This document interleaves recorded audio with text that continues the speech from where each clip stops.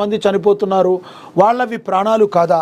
మనకి తెలుసు రేణు దేశాయ్ మనకి ప్రస్తుత ఆంధ్రప్రదేశ్ ఉప ముఖ్యమంత్రి పవన్ కళ్యాణ్ యొక్క మాజీ సతీమణిగా మనందరికీ కూడా తెలుసు, సుపరిచితురాలే. ఆవిడ గురించి ఆల్మోస్ట్ ఆంధ్రప్రదేశ్, తెలుగు రాష్ట్రాల్లో, తెలంగాణలో కూడా తెలిసిన పరిస్థితి. అయితే ఈవిడ ఎప్పుడు కూడా ఇంత భావోద్వేగానికి గురవటం మనమైతే అంతకుముందు గమనించలేదు. కానీ సుప్రీం వచ్చిన ఒక నిర్ణయం, సుప్రీంకోర్టు విషయంలో కావచ్చు, కొంతమంది ఎవరైతే డాగ్స్ను చంపివేస్తున్నారో వాళ్ళ మీద ఆవిడ చాలా ఆరోపణలు అయితే చేశారు. ఆవిడ ప్రధానంగా ఆలోచించేది, చెప్పేది, ఏవైతే ఒక 10 కుక్కలు 100 కుక్కలు ఉంటే 10 కుక్కలు దాడి చేస్తున్నాయి అంటాయో ఆ 10 కుక్కల్ని ఏమన్నా చేయాలి, అవసరమైతే వాటికి జిహెచ్ఎంసీ సంబంధించినో లేదంటే ఇంకో మున్సిపాలిటీలకు సంబంధించిన తీసుకెళ్ళాలి, అడవిలో వదిలేయాలి. అంతేగాని వాటిని అన్నింటినీ చంపేయటమేంటి? ఈ రోజుల్లో ఎంతోమంది రేపిస్టులు ఉన్నారు. మగాడు ఒక రేపిస్ట్ అయితే మగాళ్ళందరినీ చంపేస్తారా? కుక్కలు కూడా ప్రాణాలు కదా, ప్రతి ప్రాణికి కూడా భూమి మీద పుట్టే హక్కు ఉంది కదా. ఆవిడ ఒక వాదన అయితే తీసుకొచ్చారు. దానిలో వాస్తవం ఉన్నప్పటికీ కూడా గ్రౌండ్ రియాలిటీ చూస్తే ప్రజల నుంచి కూడా దీని మీద వ్యతిరేకత అయితే ఏర్పడుతుంది. ఎందుకంటే దానికి ప్రధాన కారణం మరి సెలబ్రిటీల్లో ఉన్న వాళ్ళు ఎవరైనా కావచ్చు, వీళ్ళు ఎక్కువగా కూడా కారులో తిరుగుతూ ఉంటారు, మ్యాక్సిమం వాళ్ళ పనులు వాళ్ళు చూసుకుంటూ ఉంటారు, వాళ్ళకి వీధి కుక్కలతో అంత ఇబ్బందులు ఉండకపోవచ్చు. కానీ సామాన్య మధ్యతరగతి మానవుడికి ఈ గల్లీ నుంచి ఆ గల్లీకి వెళ్ళాలన్నా కూడా తను నడుచుకునే వెళ్తాడు, లేదంటే బైకుల మీద వెళ్తాడు. ఎంతోమంది తమ ప్రాణాలు కోల్పోయిన వాళ్ళు ఉన్నారు. ఒక్కసారి కుక్క కాటుకు గురైతే జీవితం మొత్తం తమ జీవితాన్ని కోల్పోయిన పరిస్థితులు కూడా ఎంతోమంది ఉన్నారు. సుప్రీంకోర్టు దీన్ని పరిగణలోకి తీసుకుని మనుష్యులకి డేంజర్ కలిగించే ఏ పనులను కూడా చేయకూడదు. మరి ఇక్కడ కొంతమంది విమర్శిస్తున్నారు ఈవిడిని కూడా, రేణు దేశాయ్ని. మా తల్లి, అన్నిటికీ ఉంది అవకాశము, కానీ పాములు ఉన్నాయి, పాములకి పాలు పోస్తారా? కుక్కలైనా అంతే. మరి ప్రజల కంటే అవి ఎక్కువైపోయి ప్రజల ప్రాణాలను తీస్తుంటే వాటిని నియంత్రించాల్సిన బాధ్యత ఉంటుంది వాటిని అని చెప్పి ప్రజల్లో నుంచి అయితే రేణు దేశాయ్కి అంత సపోర్ట్ అయితే దీని నుంచి దొరకట్లేదు. కానీ అదే సమయంలో రేణు దేశాయ్ని కొంతమంది ట్రోల్స్ చేస్తున్న పరిస్థితి, ఆమె వ్యక్తిగత జీవితాన్ని గురించి మాట్లాడటం కూడా మరి కొంతమంది చూసాం. కానీ దీన్ని కూడా అందరూ కూడా మెజారిటీ పర్సెంట్ ఖండిస్తున్నారు. ఆవిడ మాట్లాడిన విధానం నచ్చకపోతే ఆ విధానాన్ని గురించి మాట్లాడాలి, కానీ ఆవిడ వ్యక్తిగత జీవితంలోకి వెళ్ళి మరి ఆవిడకి బ్యాడ్ కమెంట్స్ పెడతాం అనేది కరెక్ట్ కాదు అని చెప్పి మరి మనందరం కూడా తెలుసుకోవాలి. మరి దీని గురించి ఆవిడ మరింత స్పందన ఏ రకంగా ఆవిడ స్పందిస్తారు, ప్రజలు ఏ రకంగా ఉంటారు, మరి సుప్రీంకోర్టు మీద కూడా ఆవిడ కొన్ని వ్యాఖ్యలు అయితే చేశారు, ఇది కరెక్ట్ కాదని. మరి కోర్టు దీని ఏమైనా తీవ్రంగా పరిగణిస్తుందా? దీని గురించి రానున్న రోజుల్లో మరికొంత క్లారిటీ అయితే మనకు వచ్చే అవకాశం అయితే ఉంది. ఇక అదేవిధంగా పూజని ఇబ్బంది పెట్టిన పాన్ ఇండియా హీరో ఎవరని కూడా రాసుకొచ్చారు. ఇక సైన్స్ ఫిక్షన్లో Telugu return of the dragon dude చిత్రంలో తెలుగు ప్రేక్షకులు దగ్గరయ్యారు దర్శక నటుడు ప్రదీప్ రంగనాథన్. తాజాగా ప్రదీప్ ఓ సైన్స్ ఫిక్షన్ కథను రెడీ చేశారని చెప్పి కూడా ప్రచురించారు.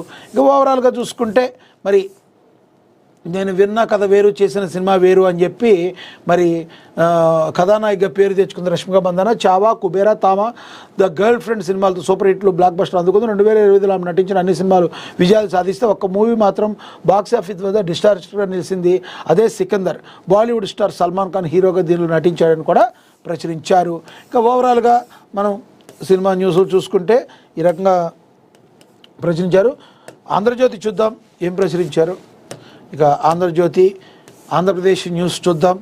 విదేశీ విద్యకు గ్యారంటీ 4% వడ్డీతో విద్యా రుణాలని కూడా ప్రచురించడం అయితే జరిగింది. టీమ్ 11 ముఖం చూసి ఎవరొస్తారు? అభివృద్ధి అంటే గుర్తుకు వచ్చేది చంద్రబాబే. ఆయన విజన్ సాధనకు అహర్నిశలు కృషి చేస్తాం. 18 నెలల్లో 23 లక్షల కోట్లు ఎంఓయూలు. స్విట్జర్లాండ్లోని జ్యూరిక్లో యూరప్ తెలుగు డయాస్పోరా సమావేశంలో మంత్రి లోకేష్ మాట్లాడారని కూడా ప్రచురించడం అయితే జరిగింది. ఇక అదేవిధంగా మనం చూడొచ్చు, అదే వ్యధ పాత కథ. జగన్ హయాంలో గాడి తప్పిన ఆర్థికం, కూటమి సర్కార్లోనూ గతుకుల ప్రయాణం, అన్ని రకాల ఆదాయం కలిపితే 1,50,000 కోట్ల అధిక వడ్డీలు, అసలు చెల్లింపు, జీతాలు, పెన్షన్లకే సరి పథకాలు, అభివృద్ధి ఇతర ఖర్చులు, అప్పులే గతి. అప్పుల రీప్లేమెంట్లు ఏడాదికి 75,000 కోట్లు, జీతాలు పెన్షన్లు మరో 75,000 కోట్లు. డిసెంబర్ నాటికే 1,00,000 కోట్లు దాటిన అప్పు, పథకాలపై పులిపై ప్రభుత్వాల స్వారీ, దశాబ్దాలుగా అమలు చేస్తున్న తగ్గని పేదరికమని కూడా ఒక అప్పుల వలయం, ఆర్థిక విలయమని.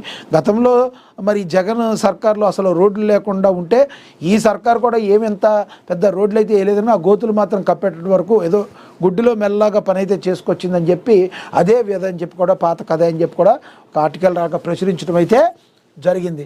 ఇక ఆఫీసులోనే డీజీపీ ర్యాంక్ అధికారి రాసలేలలో కర్ణాటక సీనియర్ ఐపీఎస్ రామచంద్రరావు భాగవతం బట్టబయలైందని కూడా మరి ప్రచురించారు. సోషల్ మీడియాలో వీడియో వైరల్ అయింది. జూన్లో రిటైర్ కానున్న అధికారి గతంలో ఆయనపై పలు ఆరోపణలు ఉన్నాయి. అవినీతి కేసులు నమోదయ్యారు. పెంపుడు కుమార్తె రన్యారావు గోల్డ్ స్మగ్లింగ్ కేసులో సస్పెన్షన్ అయ్యారు. డీజీపీపై సీఎం సిద్ధరామయ్య ఆగ్రహంగా ఉన్నారు. మార్ఫింగ్ చేశారు అంటున్నారు రామచంద్రరావు. మరి పాపం పుణ్యం భగవంతుడికి తెలియదు. రానున్న రోజుల్లో దీని గురించి అయితే ఒక మరి 100% ఎంక్వైరీ అయితే జరుగుతుంది. తప్పు చేస్తే మాత్రం సెక్షన్ నుంచి తప్పించుకోలేడు, అది వాస్తవం. ఇక మిథున్ రెడ్డికి ఈడీ పిలుపు. లిక్కర్ స్కామ్లో 23న విచారణకు రావాలని సమన్లు జారీ చేశారు. 22న విజయసాయిరెడ్డి వాంగ్మూలం తర్వాతి రోజే వైసీపీ ఎంపీ విచారణ. అంతిమ లబ్ధిదారులకు లెక్క తేలుతుందని కూడా ప్రచురించడం అయితే జరిగింది. ఇక బీజేపీ సారథిగా నితిన్ నబీన్ అధ్యక్ష పదవికి ఆయన ఒక్కరే నామినేషన్. ఎన్నిక ఇక లాంఛనమే. నేడు అధికారిక ప్రకటన. ఆర్ఎస్ఎస్ నేపథ్యం, ఇంటర్మీడియట్ విద్యార్హత, జాతీయ అధ్యక్షుడిగా తొలిసారి బీహార్ నేత అని కూడా ప్రచురించడం అయితే జరిగింది. ఇంకా ప్రణయ్ రాయ్ దంపతులకు ఊరట. 2016 ఐటీ విభాగంలో జారిన నోటీసులను కొట్టేసిన ఢిల్లీ హైకోర్టు 3 ఏళ్ల క్రితమే ఆ కేసు ముగిసిందని, మళ్ళీ నోటీసులు ఇవ్వడం వేధించడమేనని వ్యాఖ్యానించడం అయితే జరిగిందని కూడా ప్రచురించారు. ఇక 2 గంటల పర్యటనలో కీలక ఒప్పందాలు. భారత్ వచ్చిన యూఏఈ అధ్యక్షుడు ప్రధాని మోడీతో పలు అంశాలపై విస్తృత చర్చలు జరిపారని కూడా ప్రచురించడం అయితే జరిగింది. మహాపతనం దిశగా చైనా జనాభా, వేగంగా వృద్ధాప్యం వైపు అడుగులు. నేషనల్ బ్యూరో ఆఫ్ స్టాటిస్టిక్స్ నివేదిక ఇచ్చారని కూడా మరి చైనా మరి యంగ్స్టర్స్ని కోల్పోయి మరి వృద్ధాప్యంలో ఉందని కూడా ప్రచురించడం అయితే జరిగింది. ఇక 2000 కేసులు, 1.3 కోట్ల ఫైన్. సంక్రాంతికి ప్రైవేటు బాధితులపై ఆర్టీఏ కొరడా. 100 ట్రావెల్స్ బస్సులపై అధికారులు చర్యలు. స్పెషల్ డ్రైవ్లో రాష్ట్ర వ్యాప్తంగా విస్తృత తనిఖీలు. పన్ను ఎగవేత, పర్మిట్ ఉల్లంఘనలు సైతం గుర్తింపు. మరి వీటన్నిటికీ ఓకే. మరి ఆర్టీసీ కూడా ఈ రకంగా ప్రజలను దోచుకుంటుంది. ఆటలకి మీద మీరు ఏమీ చేయరా అని చెప్పి విమర్శలు వస్తున్నాయి. వాటి మీద కూడా మరి చర్యలు తీసుకోవాల్సి ఉంది. మరి ప్రభుత్వాలే మరి ఇంతటి దారుణంగా రేట్లు పెంచేసి మరి సామాన్య ప్రజల జేబుకి చిల్లులు పెడితే మరి ప్రైవేట్ ట్రావెల్స్ వాళ్ళు పెట్టరా? నీవు